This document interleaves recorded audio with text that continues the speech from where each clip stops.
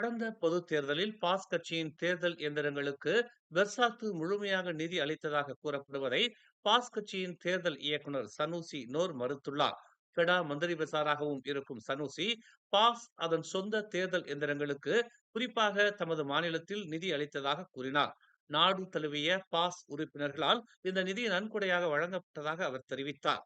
Bersatu யாருக்கு பணம் கொடுத்தது என்று அவரிடம் போய் கேளுங்கள், ஏனென்றால் நானும் தெரிந்து கொள்ள விரும்புகிறேன் என்று அவர் பெர்சாத்து தலைவர் மொஹிதீன் யாசினின் முன்னாள் முதன்மை தனியார் செயலாளர் மாசிகி முகமதுவை குறிப்பிட்டு எஃப்எம்டிக்கு வழங்கிய செய்தியில் தெரிவித்தார். பெர்சாத்து வேட்பாளர்களுக்கான தேர்தல் பொருட்களுக்கு பாஸ் கட்சி பணம் செலுத்தியதாகவும் பின்னர் ஒரு வேட்பாளர் மட்டுமே அவர்களுக்கு பணத்தை திருப்பி செலுத்தியதாகவும் சனூசி வெளிப்படுத்தினார். முன்னதாக 15வது பொதுத் தேர்தலின் போது தேர்தல் செலவில் பாஸ் பெரிய சிக்கல்களை எதிர்கொள்ளவில்லை என்றும், ஏனெனில் பிர்சாத்துவால் செலுத்தப்பட்ட தேர்தல் எந்திரங்களை அவர்கள் பயன்படுத்தியதாகவும் மாசுகி ஒரு முகநூல் பதிவில் தெரிவித்தார். பாஸ் கட்சிக்கு பெர்சாத்து வழங்கிய நிதி மிக குறைவு அல்ல என்றும், அந்த தொகை பாஸ் கட்சியின் 43 நாடாளுமன்ற இடங்களை வெல்வதற்கு உதவியதாகவும் அவர் கூறினார். பெரிகாத்தான் நேஷனலின் பிரதமர் வேட்பாளர் குறித்த கேள்வியை பாஸ் கட்சியின் தலைவர்கள் இப்போதைக்கு நிறுத்தி வைக்க விரும்புவதாக தெரிவித்துள்ளனர். கூட்டணி அதன் நோக்கம் மற்றும் யுத்திகளை வலுப்படுத்துவதில் கவனம் செலுத்துவதன் மூலம் முன்னேற வேண்டும் என்று அவர்கள் வலியுறுத்துகின்றனர். பாஸ் கட்சியின் துணைத் தலைவர் துவான் இப்ராஹிம் துவான்மான் மற்றும் இளைஞர் பிரிவு தலைவர் அப்னான் ஹமிமி தைப் அசாமுடீன் ஆகியோர் இந்த விஷயத்தில் முன்னும் பின்னுமாக நேரத்தை வீணடிக்க கூடாது என்று தெரிவித்துள்ளனர். அடுத்த பொதுத் தேர்தலுக்கு பிறகு கூட்டணி ஒரு தீர்க்கமான வெற்றியை பெற்று மத்திய அரசாங்கத்தை வழிநடத்தும் நிலையில் இருந்தால் மட்டுமே பிரதமராக யார் தேர்வு செய்யப்படுவார்கள் என்ற கேள்வி பொருத்தமானதாக இருக்கும் என்று துவான் இப்ராஹிம் கூறினார். பெரிகாத்தானுக்குள் பிளவை விதைப்பதற்காக வடிவமைக்கப்பட்ட ஒன்றுக்காக தூக்கத்தை இழக்கவோ அல்லது நமது சக்தியை வீணாக்கவோ தேவையில்லை என்று அவர் ஒரு அறிக்கையில் தெரிவித்தார். பாஸ் மற்றும் பெரிகாத்தானுக்குள் உள்ள அதன் கூட்டாளிகளான பெர்சாத்து கெராக்கான் மற்றும் மலேசிய இந்திய மக்கள் கட்சியும் இது போன்ற கவன சிதறல்களை ஒதுக்கி வைக்க வேண்டும் என்று அவர் கேட்டுக்கொண்டார். உண்மையிலேயே வெற்றியை நாடினால் புத்ராஜயாவை நோக்கி நமது பாதையை மாற்றுவதற்கு முன் முதல் சோதனையான சபா மாநில தேர்தலை எதிர்கொள்ளும் போது நமது ஒற்றுமையை வலுப்படுத்துவோம் என்று குவாங் கிரியான் எம்பியுமான அவர் கூறினார்.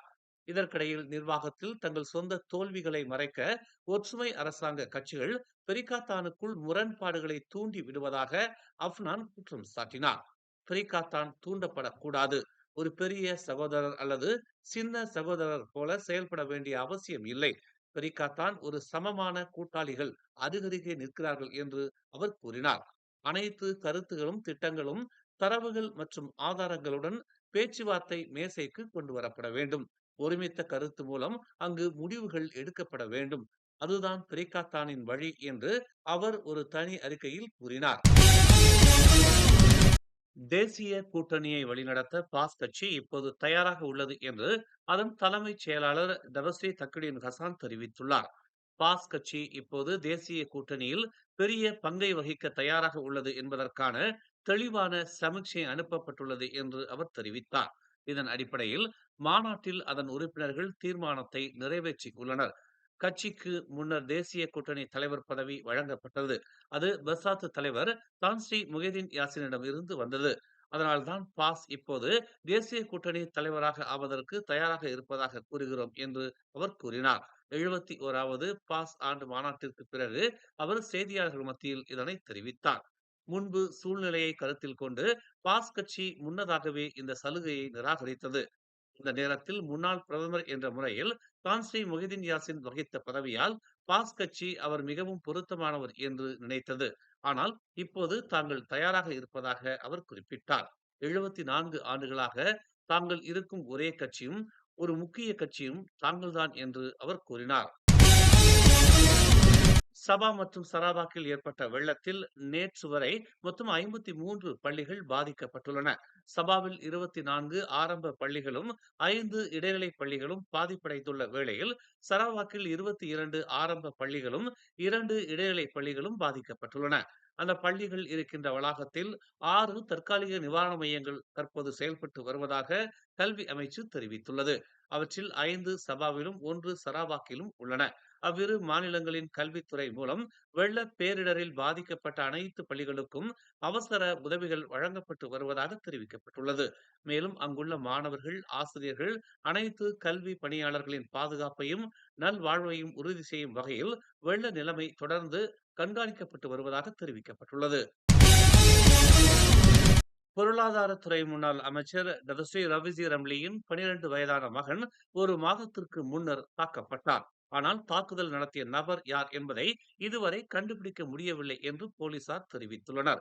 இத்தாக்குதலை சித்தரிக்கும் சிசிடிவி கேமரா பதிவுகள் கிடைத்திருந்தாலும் தாக்குதல் நடத்திய நபர் யார் என்பதை இன்னும் உறுதிப்படுத்த இயலவில்லை என்று தேசிய போலீஸ் படை தலைவர் டதஸ்ரீ காலித் இஸ்மாயில் குறிப்பிட்டுள்ளார். புத்ராஜயாவில் உள்ள பேரங்காடி ஒன்றில் கடந்த ஆகஸ்ட் 13ஆம் தேதி ரவிசியின் மகன் குழல் ஊசியால் குத்தப்பட்டார்.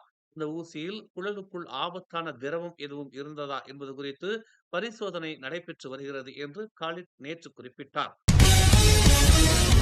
ஈப்போ மஞ்சோங் பந்தாய் ரெமிஸ் பகுதியில் நேற்று வீசிய புயல் மற்றும் பலத்த காற்றினால் மொத்தம் 18 வீடுகள் மற்றும் ஒரு மசூதி பாதிக்கப்பட்டன. மாவட்ட பேரிடர் மேலாண்மை குழு வாட்ஸ்அப் மூலம் காலை 8:56 மணிக்கு சம்பவம் குறித்த தகவலை பெற்றதாக மஞ்சோங் மாவட்ட சிவில் பாதுகாப்பு படை செயல்பாட்டு கட்டுப்பாட்டு மையம் நேற்று இரவு ஒரு அறிக்கையில் கூறியது. தொடர்ச்சியான கனமழை மற்றும் பலத்த காற்றை தொடர்ந்து அதிகாலை 12:30 மணி அளவில் இச்சம்பவம் நிகழ்ந்ததாக தெரிவிக்கப்பட்டுள்ளது. தமான் நிலையான் 2, ஜலான் பெங்காலான் பாரு மற்றும் கம்போங் சீனா உள்ளிட்ட மசூதி மற்றும் குடியிருப்பாளர்களின் வீடுகளை உள்ளடக்கிய பல கூரைகள் சேதமடைந்து கசிவு ஏற்பட்டுள்ளதை சோதனைகள் கண்டறிந்ததாக அந்த அறிக்கையில் தெரிவிக்கப்பட்டுள்ளது. மேலும் செய்திகளை தெரிந்து கொள்ள தமிழ் மலர் நாளிதழை பாருங்கள். உடனுக்குடன் செய்திகளை தெரிந்து கொள்ள தமிழ் மலர் இணையதளம், தமிழ் மலர் செயலி மற்றும் மலர் டிவி யூடியூப் சேனலை வலம் வாருங்கள். எங்களோடு இணைந்திருக்க மலர் டிவியை பதிவு செய்து கொள்ளுங்கள். உறவுகள் மகிழ்ந்திட விருப்பம் மற்றும் பகிர்வு சேவையை சொடுக்கிடுங்கள்.